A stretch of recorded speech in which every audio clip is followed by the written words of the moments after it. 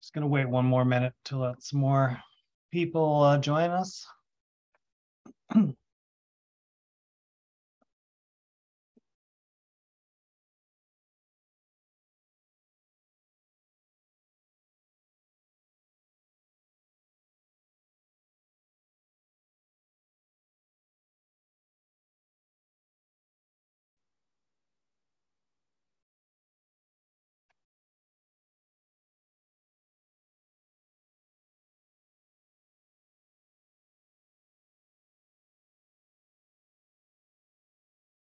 All right, let's get started. Welcome, everybody, and thank you for joining this virtual town hall.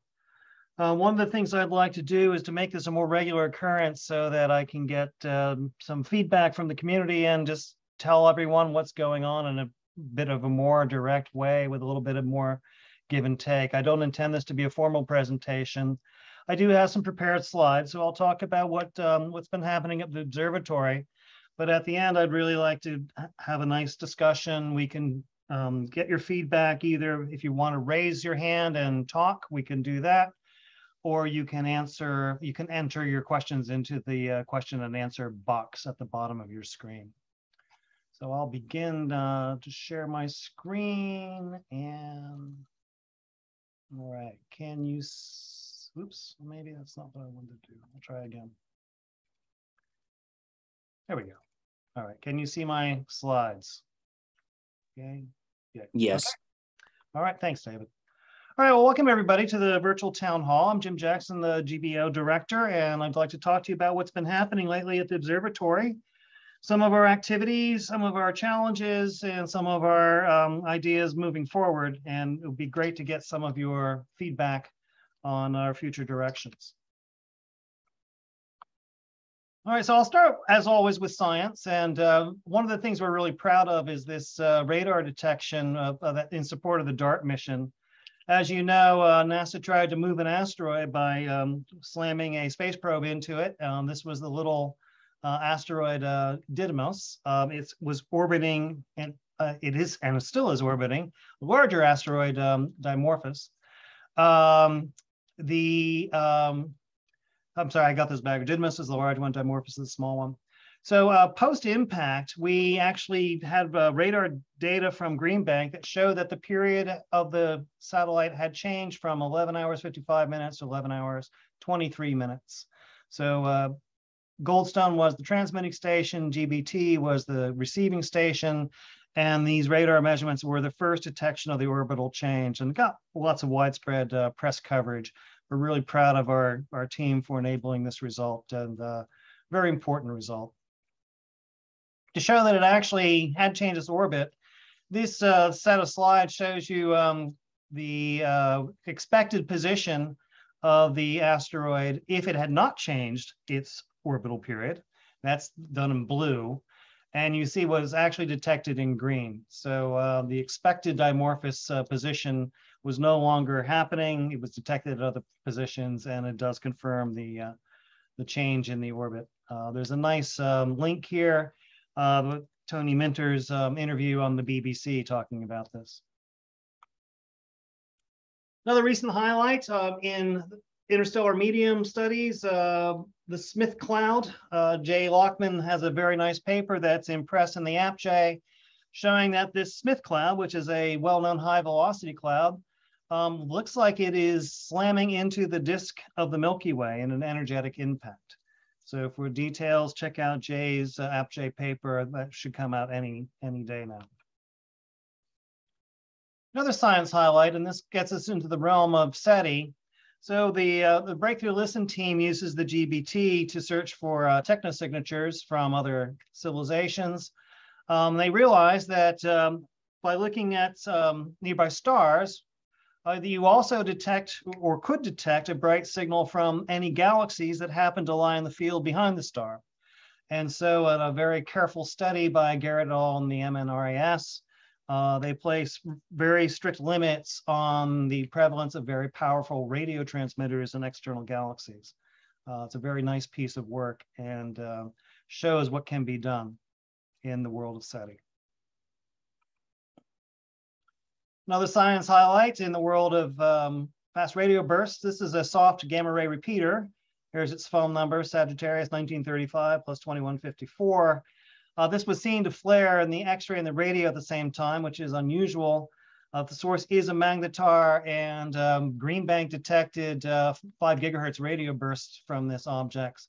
And the data suggests that magnetars may be responsible for some and maybe all fast radio bursts. And the final science highlight here is in the world of astrochemistry. This is the first detection of interstellar 2 cyanoindene. This has the structure at the bottom. This was a search of the Gotham data found this molecule. What's remarkable here is that these very complex molecules are now seen to be more and more common, and the GBT's sensitivity is leading the way in detecting these more and more complex. This is a double ring molecule. So stay tuned for more details, but we will find many more of these and ever more complicated molecules in the interstellar medium. Before we get on to our achievements, I'd like to note with sadness the passing of Frank Drake, famous for Project Ozma and the Drake equation. Project Ozma was done right here. It was the first attempt at communication with extraterrestrials. Frank was a scientist here at Green Bank for many years, and he will be sorely missed. All right, so let's talk about what we've done lately. So one of the things we did lately was fix this prime focus boom. Many of you may know about this. For those of you who don't, what's happened here is when we were deploying the prime focus boom, a piece of fabric got caught in the mechanism, and it gummed up the works, and like a piece of popcorn stuck in your teeth prevented the boom from moving. So unfortunately, the boom was stuck in a position where we could observe neither with the prime focus receivers nor with the Gregorian receivers. So we were down for a while until we got this fixed. There's the prime focus boom up on top of the telescope there. It was in a kind of half-cocked position. And so all hands on deck, we tried to fix this problem as soon as we could. The solution was to take the load off the mechanism with this chain hoist. And our team rigged it up and took the load off. And once that load was removed, we could get to it and fix the problem. Now, I'm particularly proud of the way this problem was fixed because, it was thinking a bit outside the box. The fabric was removed, but the technique was suggested by one of our telescope mechanics, Dylan. Dylan was an intern at the time. And he said, you know what, nylon has a melting point in the high 400 Fahrenheit. So why don't we just take a flamethrower to it? So in fact, we took some weed burners to it, and that did fix the problem. So I am now going to share my screen and show you the video of the flamethrower solution. I didn't realize this had existed, but our safety officer found that we had provided this. So let me share the screen here. I'll do screen 2. Here we go. And I'll start with this. So if you can see that, that is our team taking the our weed burner flamethrowers to the mechanism there, heating it up. You don't see anything happening quite yet because it didn't move, but then suddenly we got the fabric melted and suddenly it started to turn. There's the moment of triumph when it started to turn. Obviously, this is a very safe procedure because our safety officer was taking this video. So, but that was great. And we at Green Bank really like this flamethrower approach, and we're thinking we're going to apply it to some other problems, perhaps annual reports. There's endless use of flamethrowers, and we will issue flamethrowers to all of our staff. Okay. All right. I'll get back to the presentation now.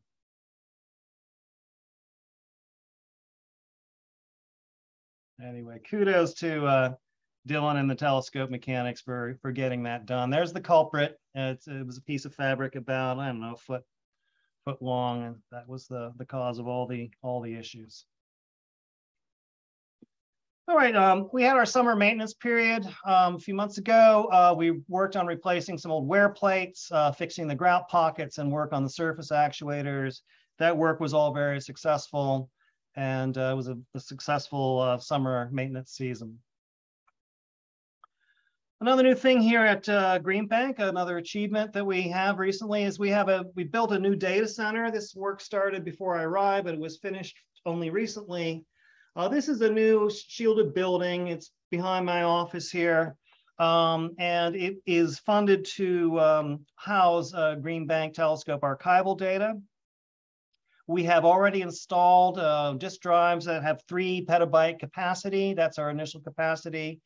With our increased data volume over time, we can easily house this data for several years. Full on, the building infrastructure could support several hundred petabytes. So this is the long-term storage solution to Green Bank data, and of course for any new instruments that come on site. Here's a picture of the first of the petabyte disk drives, the Jetstar, and this is our archiving scheme. We hope to make our Green Bank data available through the NRAO archive, through some ALDA software that we're developing, and there will be a web tool for access to legacy science data archive products in the very near future. Our software team has been working hard to support some new instruments, especially the ultra-wideband receiver. There's also a new X-band receiver. They're developing some other tools and capabilities in concert with our NRAO colleagues. One of the neat things that they've done recently is this RFI GUI, which will soon be released to the public. And this is it's a way to look at past radio frequency interference data that we take here at Green Bank at regular intervals. And you can see what the RFI environment looks like as a function of time and as a function of frequency. So if you're planning your observations, you will know what the RFI environment looks like. We have an excellent machine shop here at Green Bank. They've been working mostly on NRAO work on the NG-VLA receiver prototypes. And of course, they built a new, the cone for the ultra-wideband receiver. And that will prevent a lot of the ground pickup and stray radiation. Moving on to staffing, we have some new staff here. We have new data analyst, Evan Smith. We have a new EPO manager, Angela Damery. We have a new electronics engineer, Brandon Irvin. And the aforementioned Dylan White, who was an intern, has now joined our staff permanently as a telescope mechanic. Welcome to them all. We've had a few departures as well. Laura Jensen has moved to the NRAO. She was a project manager and division head here. Roger Dickinson and Mike Hendrick have retired. Those are machinists, and Ray Krager, our erstwhile software engineer, has retired, and that's a That's Ray passing by in our COVID-friendly celebration of Ray's career. Just to let you know that Laura Jensen, who used to run the software division here at Green Bank, has moved to NRAO as a deputy for Jeff Kearns in the DMS division at NRAO. And at Green Bank, Dane Sizemore has stepped in as the software team lead, and he's doing a great job. So thank you for that, Dane. One of the things I've noticed in recent days and weeks is that campus is really busy again. We have a lot of school groups here. We've had workshops, we've had star parties, and so it really is really nice to see some activity and buzz around the campus again. It feels like we've passed the pandemic and we're back to more or less normal operations. So it's really good to see all these visitors, and there are more and more come. So that's been terrific. I'd like to point out the recent workshop we had on K-band science. This was organized by Larry Morgan and Pedro Salas, and Bren Gregory helped a lot as well.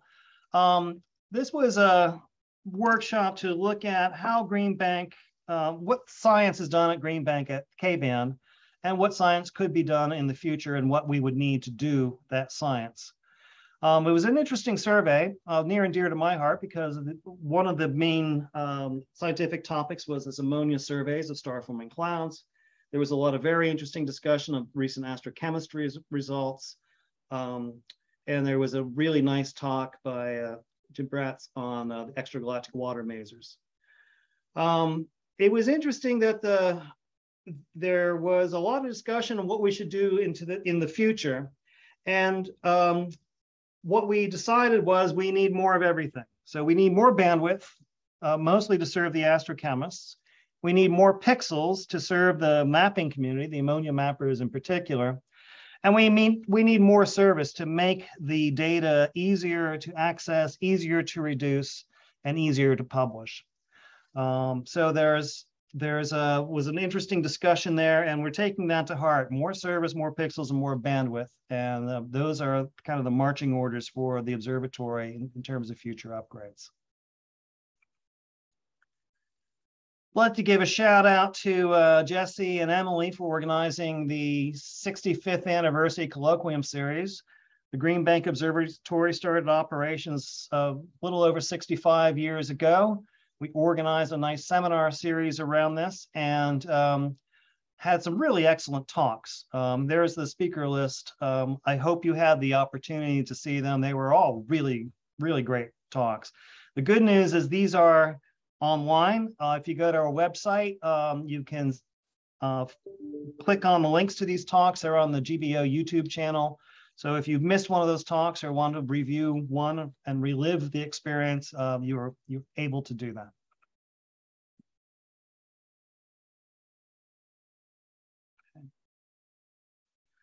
It's review season here at Green Bank. And every year we go through a series of regular reviews. We have, and this is the season for them.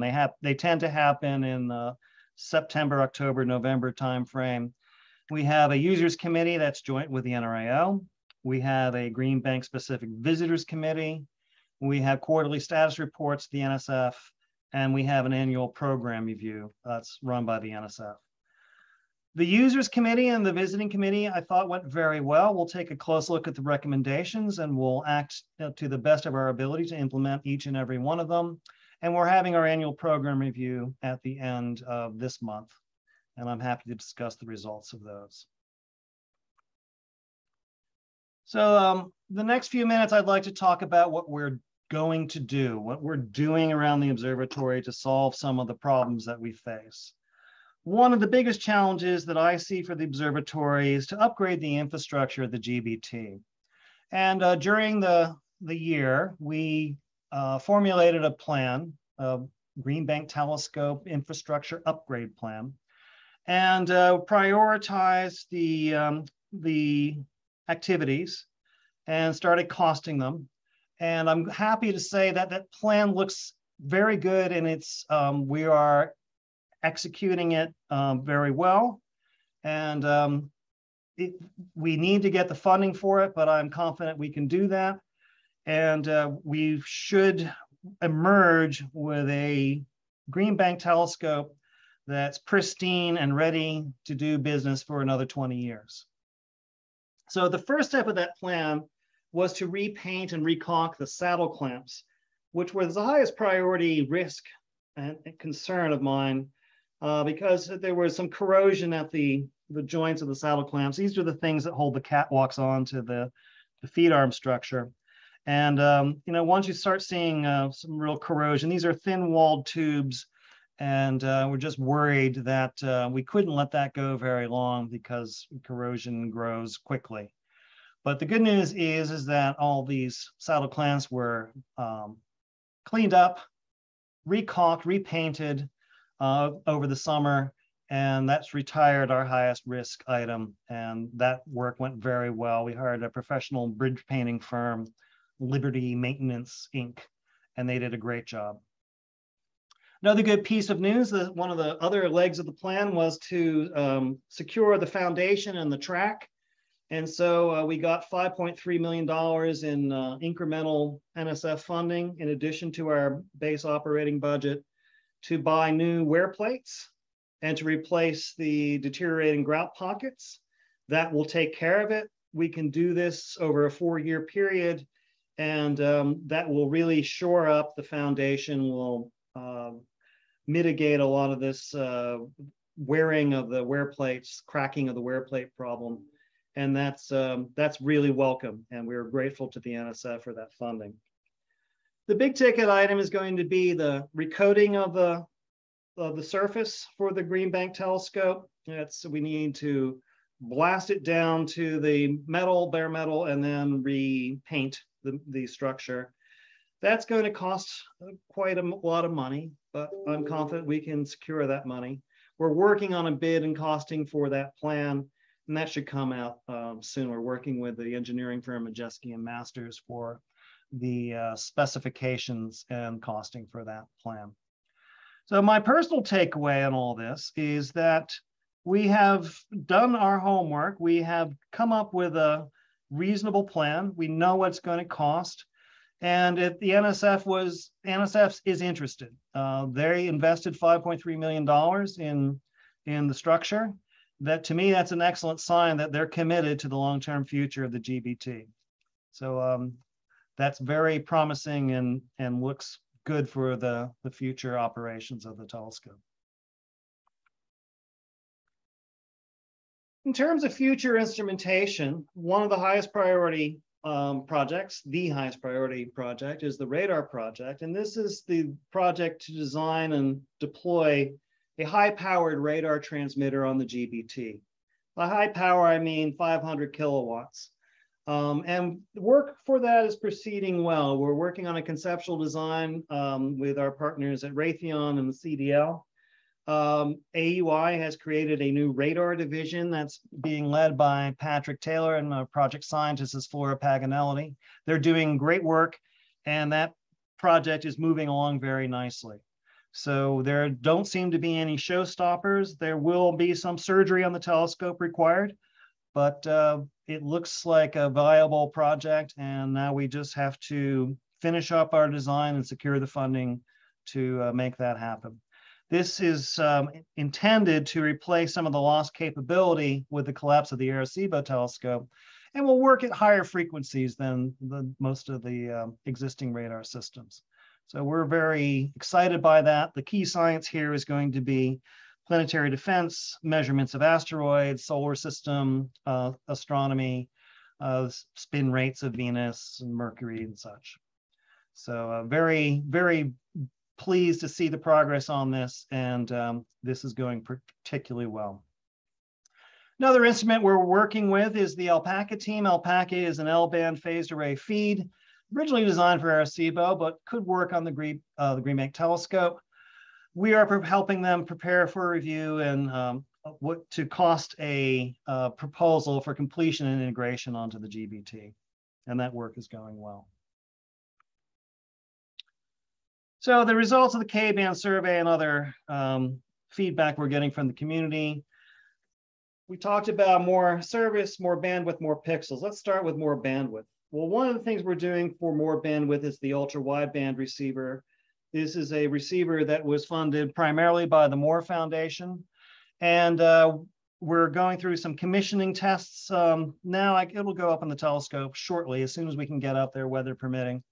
And this will go from 700 megahertz up to 4 gigahertz. So it'll be a very nice receiver. It'll be a workhorse receiver, be a prime instrument for the nanograph project and pulsar timing projects. Another thing we're thinking about is, okay, more bandwidth is great at low frequencies. What about at higher frequencies?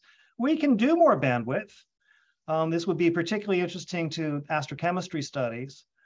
We could upgrade our IF chain and samplers, and we could improve our backends for larger bandwidth. So this is certainly technically feasible. We just have to make this a priority and make sure that the science case is compelling to do that. Another way we could go for increasing our mapping speed is more pixels. I've already talked to you about ALPACA. This is the L-band phased array feed. That's certainly a way to get more pixels at L-band. And we can think about other frequencies as well. So there is a concept out there for Argus 144. This would be an upgrade to the Argus receiver, which currently has only 16 pixels. So that would be quite an upgrade. One thing, it's still in a very exploratory stage, but you can imagine upgrading the K-band focal plane array with a phased array feed. And instead of having 6 or 7 pixels, you could have 90 pixels and improve your mapping speed substantially at K-band, particularly for ammonia and water maser studies. And there's talk in the air about an upgrade to the Mustang camera as well, the bolometer. We could expand the field of view of Mustang by adding more pixels and add a polarization capability. So all these are interesting. We have to prioritize them, but we're very eager to get the feedback from the community to see which science requires these and making the successful proposals to get the funding for them. Let's talk about more service. This is an area I'm particularly committed to. I'd like to serve the user committee better than we have been. One of the ways we can do that is to make our archival data easier to obtain, easier to use in a more useful format. So we're working on a data archive concept. They went through their conceptual design recently. There's good progress. There's a Delta review to be determined, but this is an activity that we will continue with to make GBT archival data available and useful to the community. In terms of data reduction, data processing, and science-ready data products, I'd like to do that, and we're exploring a collaboration with the University of Maryland software team to do just that. The initial discussions are actually very encouraging, and I will keep you posted on that. We would love to do to upgrade our processing and archiving and software, and to make science-ready data products available to the community over a 2 or 3 year project timescale. Another thing we're exploring is more operator-run observing programs. It occurs to me that well, I've gotten this feedback from many groups now, and it occurs to me that for routine projects, we should be able to facilitate more operator-run observing programs. There's, if the project is not terribly complex, if it's just running the same script over and over again with different sources, it should be possible to do this. We need to explore how to do it and how to resource it, but this is something that I would love to do and improve our service to the community in that way.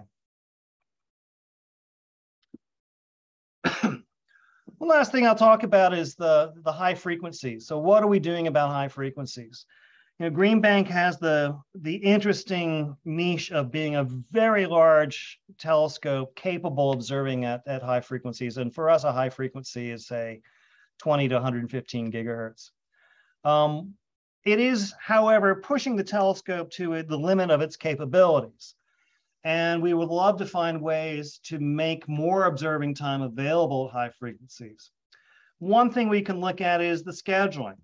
Is our scheduling system, the DSS scheduler, optimized for high frequency observing? We may be able to observe more by relaxing some of our conservative constraints and get more high frequency observing time thereby.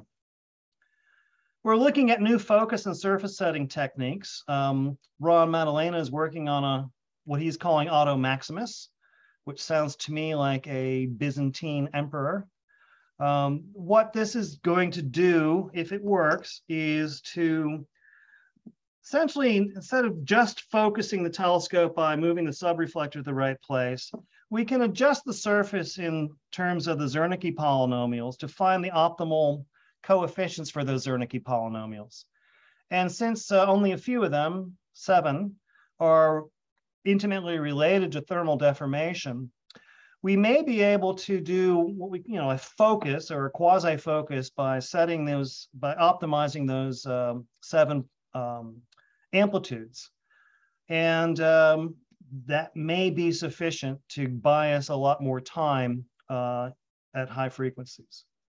So this is an interesting idea, and we're going to devote lots of testing time to this to see if this is a viable solution. And finally, we want to troubleshoot some pointing jitter.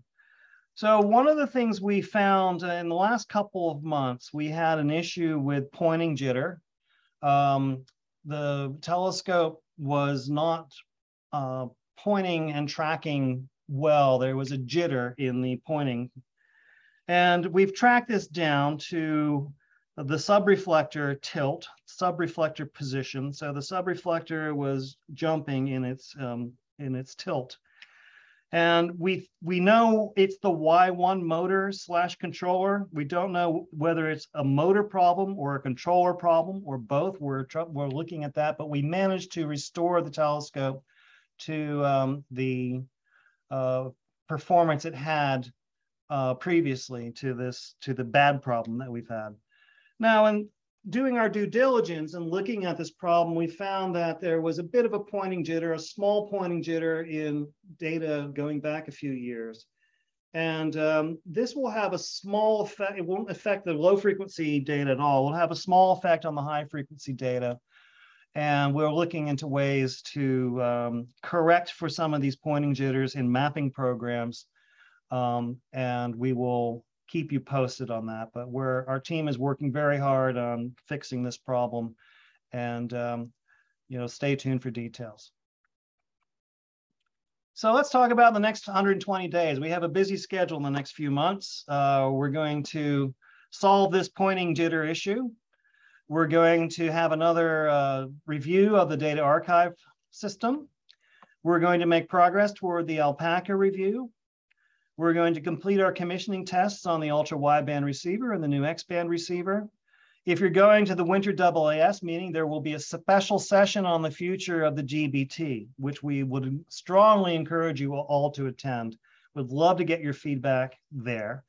If you can't attend or don't want to attend that particular session, we will have online surveys. So anyone who signed up for this particular session or anyone who comes to our community Zooms will in the near future get an online survey about your wishes for future capabilities. We're also going to work on a kind of a wiki page or a comment board so that you can send your comments in a non-survey form. And we're going to finish our tests of high frequency techniques and then go from there to optimize our time for high frequency observing. Just to end, the Green Bank telescope is very beautiful, and of course, Civil Engineering Magazine recognized that. DVT was the cover girl of the magazine. So rush out to your newsstand and get that copy so you can save that for posterity. One of the things that I like to do for my hobbies is to take pictures of birds. So I'm going to show you one of my favorite bird pictures that I recently took. And that's this, and it's symbolic because we at Green Bank are going to hop to it and make sure that you, the users, are served to the best of our ability. So I appreciate your attention, and I'm happy now to take some questions. Let's see. We have some questions coming in. Do you have a date estimate for when the radar system will be available? Well, so we're in the preliminary design. So Patrick Taylor, are you online here? Maybe Patrick could answer that better than I could. Patrick is online. I can allow him just to speak. Let him speak. Okay, he's on. Patrick, are you there? No. Right. Well, I can answer to the best of my ability. We can try to get back to Patrick. So, look, we're in the conceptual design stage. I think we're a year or two away from a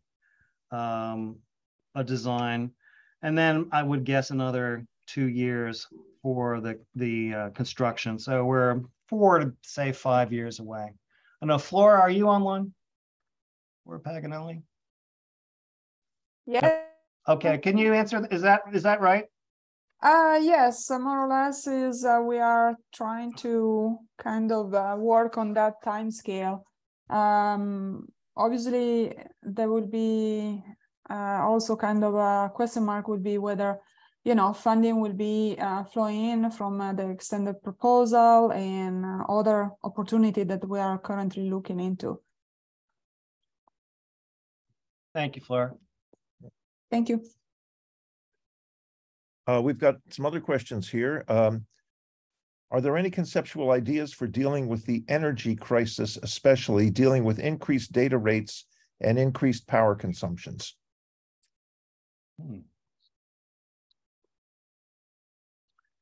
That's a good question. So the problem here at Green Bank is because of the radio frequency interference environment, it is difficult for us to use alternative sources of energy. Solar energy turns out to be quite radio noisy. So we don't have any plans in the near future to deal with that.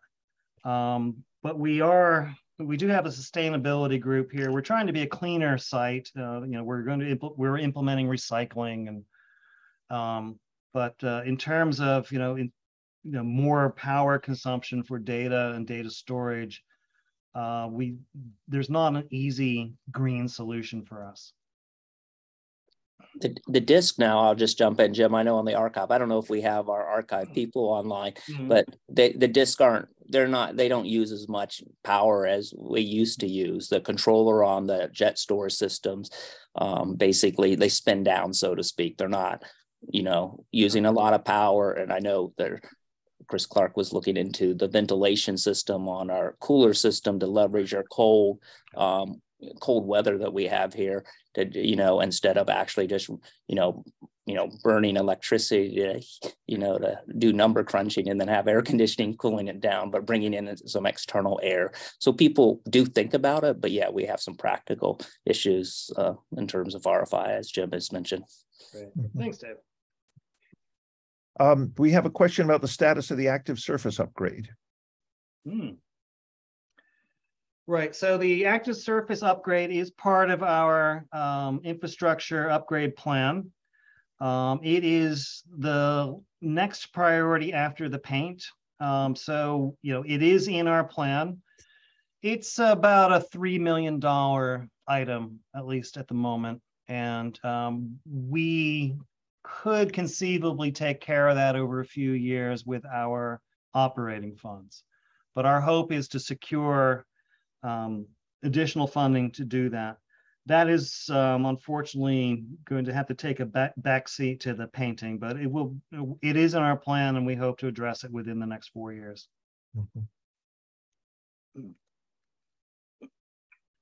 There's a question, although not exactly a direct GBT project, the listener is curious as to how the Chime outrigger project is progressing. Yeah, no, I don't know if Andrew is on board, but I'll take a stab at it. Andrew, are you on board? No? Yes, Andrew, why don't you take a stab at that? Yeah, so everything seems to be going onto schedule. We have the optics completed here. We also have a lot of the antennas and the cabling that comes down into the RFI shielded CCAN or storage can, and then there's an RFI room installed there, and then work is still continuing, but everything is still progressing. And so everything seems to be on track, and hopefully first light in next year. So thank you, Andrew. We've got one more question through the Q&A box. What's the frequency resolution of the RFI plots in the new online RFI tool? So we take our normal RFI scans using kind of normal setups. I'm not sure the exact frequency resolution. It must depend on frequency, right? I don't, yes, it would. So I'm not sure if Ren or Karen are online to answer that. We could give that to this person offline. Oh, Karen. Karen is online. It's completely frequency dependent. Depends on because we have to cover the entire band in a certain period of time. We have to adjust the frequency resolution for the RFI scans depending on that. Okay. Here's another question that came in. What would the timeline be for ALPACA for the proposal, and then if the proposal is successful? So the schedule for ALPACA is slated to have a review. We're hoping to get that review in by February. We would then have to, as part of the exercise to prepare for that review, we'll also do a costing exercise. ALPACA is going along nicely. Components are being assembled in the lab. The job that has to be done now is the integration into the GBT. So there's some work to do there. If it's going to be a facility instrument, we have to worry too about beamforming and software. The team will take care of the beamforming, but then we have to worry about making those data easily accessible to and data processing easily available to the observing teams. So my suspicion is we get through the review, we'll write a proposal. My guess is a year and a half for successful NSF funding, and then maybe 2 years of commissioning and integration, something like that. Well, I don't believe there are any more open questions, at least that have come in through the Q&A box.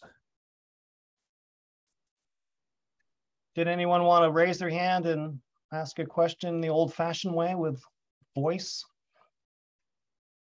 If so, please raise your hand.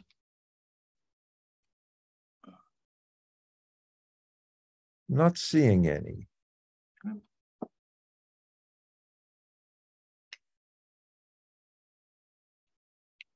All right, well, not seeing any. I do appreciate your time. Thank you for coming and hearing about what's happening at Green Bank. I appreciate your interest. If you are at the AAS, please do come to our special session there. I will be there. You can pigeonhole me or have lunch with me or schedule a time, and I'm happy to listen. We will have a survey being emailed out to this group and our normal email groups or email lists. So please take the time to fill out that survey and stay tuned for details about an online forum. So appreciate your time. Thank you so much for coming, and we'll do this again in a few months.